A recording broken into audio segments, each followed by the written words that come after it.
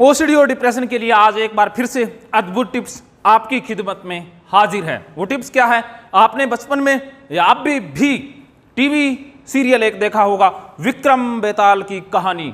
शायद आपने किताबों में इन कहानियों को पढ़ा होगा। बेताल 25 ही है या 32 ही है, मुझे ये कन्फर्म नहीं है, लेकिन उससे एक शिक्षा ले सकते हैं, ओसीडी डिप्रेशन को समझ सकते हैं। अब देखिए कि विक्रम बेताल को एक वृक्ष से कंधे पर लाद कर ले जाता है और बेताल उसे एक कहानी सुनाता है और उस कहानी के अंदर एक सवाल होता है जो बेताल पूछता है, विक्रम को देना होता है। अगर विक्रम सही जवाब दे नहीं पाता है तो वो वापस चला जाता है, बेताल वापस उसी वृक्ष के ऊपर। इस तरह से ये कहानी चलती रहती है।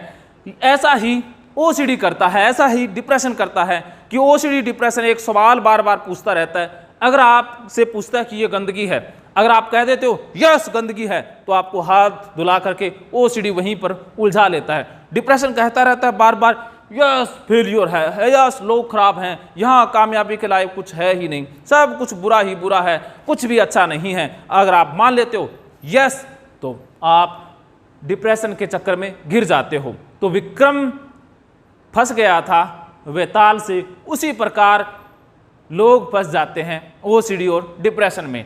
तो ओसीडी और डिप्रेसिव जो माइंड है वो लगातार सवाल पैदा करता रहता है, लगातार सवालों के जवाब मांगता रहता है। अगर आपने एक भी गलत जवाब दिया तो आपको उलझा लेगा। तो हमेशा याद रखें कि ओसीडी और डिप्रेशन को रैशनल विचार दें, इर्रेशनल विचार रैशनल जवाब दें, इर्रेशनल जवाब कभी दे ही ना। अगर आपसे गलती से भी अतार्किक जवाब दिया गया, अगर आपने समझ को अप्लाई नहीं किया, बुद्धि को अप्लाई नहीं किया और गलती से भी गलत जवाब चला गया, तो आप फंस जाएंगे, पक्का फंस जाएंगे, क्योंकि जो फंसते हैं वो इसी प्रकार फंसते हैं।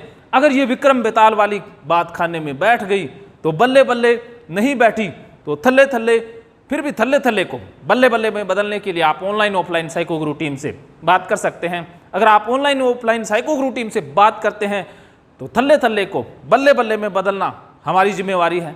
आप राजेंद्र जोधपुरिया वेबसाइट पर रिटर्न में टिप्स पढ़ते हैं, इसके लिए मैं आपका आभारी हूं।